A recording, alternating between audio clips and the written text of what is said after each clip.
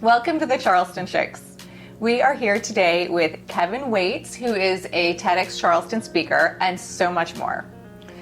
All right, so Kelvin, we are excited to meet you, and sure, being a part of TEDx Charleston's been an experience. We want to know a little bit more about you and what your platform is and what you're going to talk about. Okay, my name is Kelvin Waites. We were laughing before the podcast started. There is an L in my name, but it's silent. My mom wanted the L to be silent, so it is Kelvin. And I'm extremely happy to be on your podcast and just to learn more about what you're doing. I'm a retired police chief. I currently work for the city of Myrtle Beach as a director of community engagement. And I have spent my entire adult life serving. After college, I joined the United States Army. I was in the Army for 4 years, and I got out and started a career in law enforcement in 1997, and I retired as a police chief at the Georgetown Police Department. And I really just love serving people. And I think sometimes in life, we all face struggles like we were talking about earlier. A lot of times people see the back end of your story. They don't see how things kind of begun, you know what I mean? Yes. And so during my TED Talk, I kind of started the beginning, and just to help people understand that some of the things we go through, we look at as punishment in the moment, right? Mm-hmm. And it's really, I want to help people make that change, that mindset change, to not look at it as punishment in the moment, but look at it as preparation and look at it as what is this really preparing me for? So that's kind of really what my talk is about, that mind shift changed. I love that. I'm a big believer in that, Yes. and that everything serves a purpose and Absolutely. makes you better and able to help people later. That's right. So I read that you also went to the FBI training You did your homework. I did. Yes, ma'am. In 2012, I graduated from the FBI National Academy. Honestly, only about 25% of law enforcement executives have an opportunity to go. And I was actually on the list for like 10 years. And I got a call, hey, you ready? And I had like a month to get ready. But it was incredible, honestly, training with law enforcement executives from across the world. My roommate was actually from Uganda. We had people in my class from Saudi Arabia. It's when people think about it, they think it's only executives in the States, but it is from across the world. Korea, Japan, all over the world, and that was incredible. Because we all kind of face the same issues. The same issues. Yeah. Mm-hmm. That I have no idea. How long was that program? 10 weeks. 10 weeks. And it is, you're challenged physically, you're challenged academically. It is really an incredible experience. How did that experience impact your career? Well, honestly, in a lot of cases, that is, the FBI National Academy is the highest type class an executive in law enforcement can go to, right? I mean, like when you hear the peak of training academies, that's it. Mm-hmm. And so a lot of times when you go and you complete it and you graduate it and you get there, they give you a little yellow brick that symbolizes the yellow brick road. It kind of sets you aside and puts you on a different level in terms of leadership positions. Maybe you want to be a chief of police, maybe you want to lead some other organization, but it really does just put you on a different level, almost like doing a TED Talk, right? Mm-hmm. Yes. But in law enforcement, it just kind of sets you aside. So what made you want to do the TED Talk? Ooh. Honestly, I didn't want to. Ooh, I'm just going to keep it real. I love this. I had a good friend of mine named Nassim who passed away 3 years ago. And it was the weirdest thing. He was 43 years old, healthy, just died in his sleep. And he lived in Charlotte. My wife and I would go up there, and every time the Cowboys played the Panthers, we would go to the game, stay with them. And he called me. He says, hey, he was a banker. He says, hey, I'm out of town. I'm headed back in. If y'all don't mind, can y'all just get a room this time? I hadn't had a maid to come through. And, anyway, my house is a mess. okay, cool. So we get a room, go get something to eat. And I called him that night, didn't get him.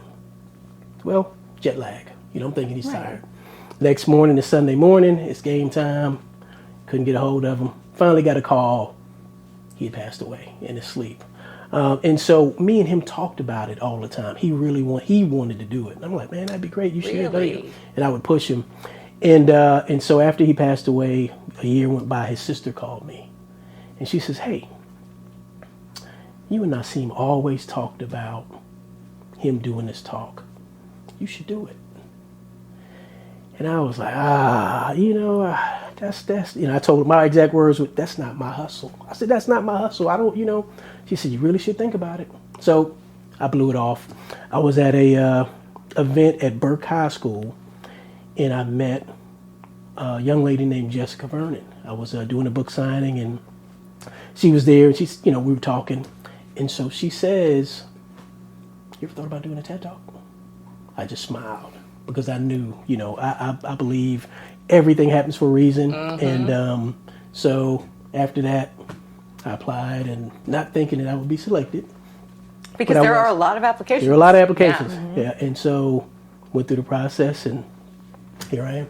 That's amazing. I love let's that just story. backtrack, because I don't know if you heard what I heard, that he wrote a book. Signing. I was at my book signing. Yeah. So tell us about that. Yes. So the book signing I was at, the name of the book is Favorite from Last to First. And it really does just talk about life and challenges, and how at one point as a kid, and you hear it in my TED Talk at some point, I had chronic asthma, and I wore metal braces, literally wore metal braces on my leg before Forrest Gump did in his movie, right? And I lived on my family lived on the 14th floor in the projects in Harlem, New York. And life was hard, most days the elevator didn't work in my building.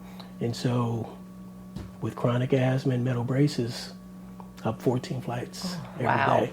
And it was tough. And so when I look back, I realized again that it wasn't punishment. At one point in my life, I felt like I wasn't going to live to be 21. I wasn't going to be nobody.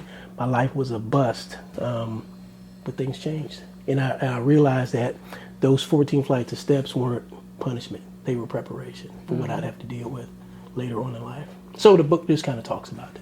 Okay, so book, I want to read this book. I know. Okay. It sounds like it definitely sets the stage for your talk. Yes. Yeah. And that you're doing in memory of Nassim, of your friend.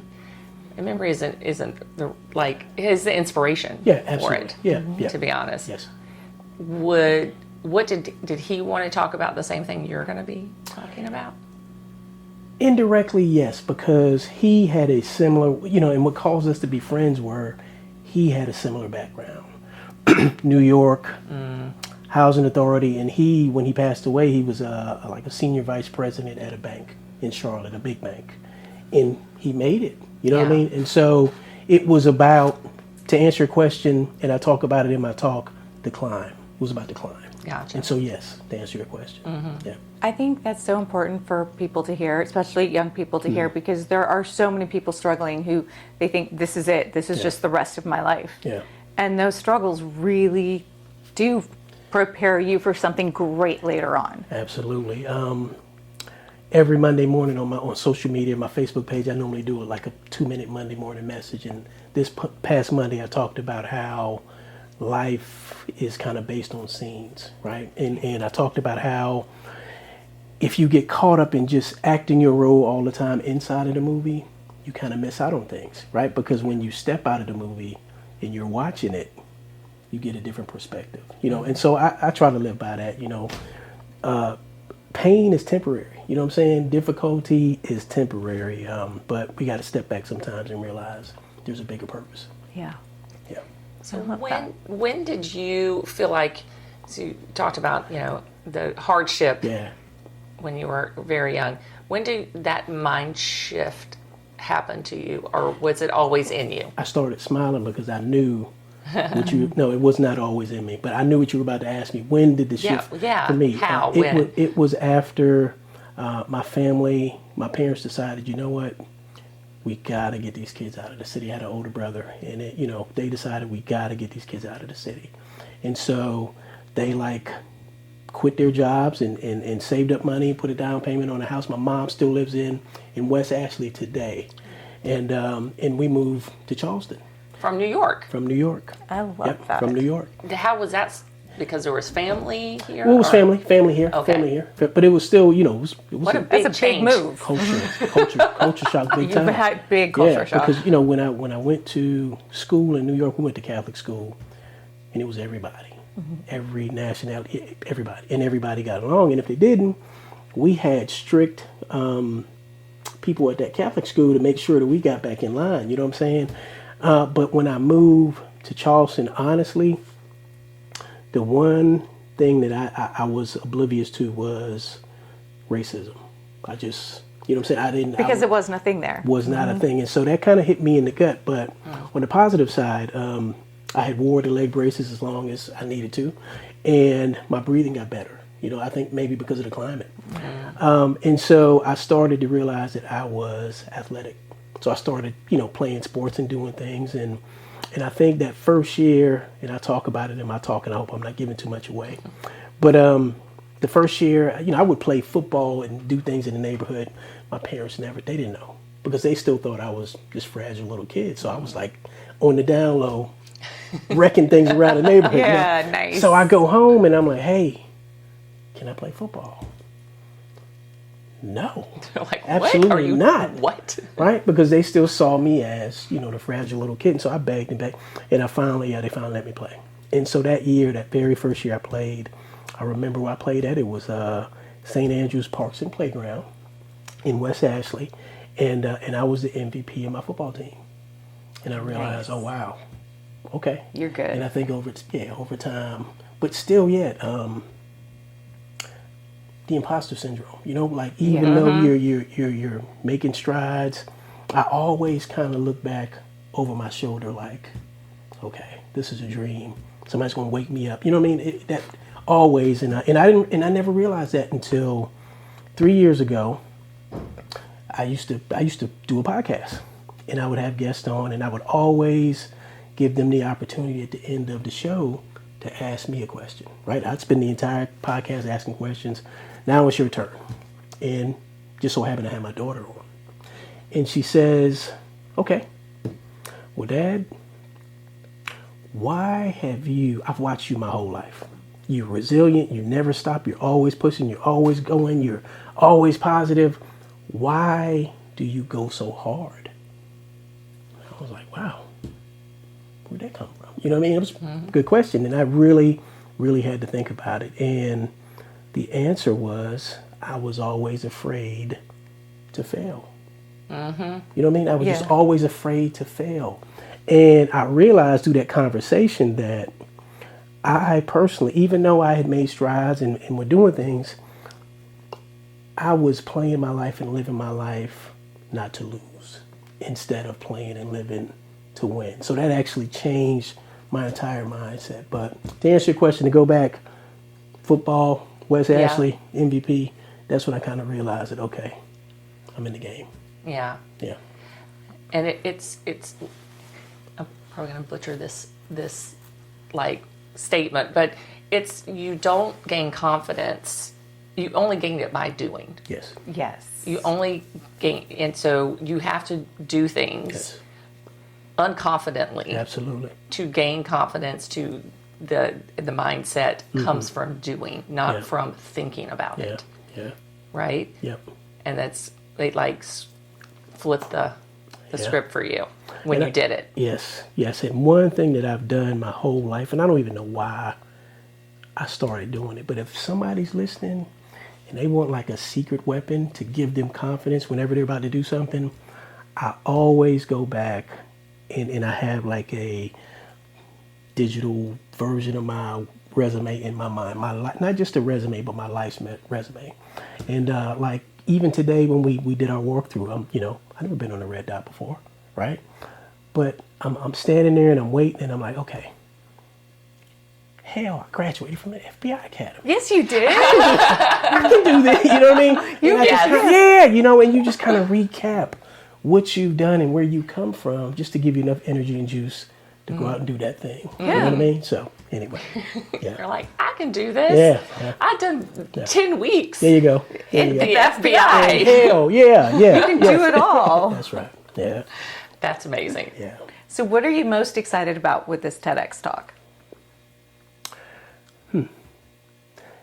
I am excited about the opportunity to change somebody's mind, even if it's just one person there, to look at their situation and not look at it at some point, yes, okay, I'm looking at it as punishment, but my hope is that somebody, just one person, is sitting in the audience and they say, wow, I never really thought about it that way.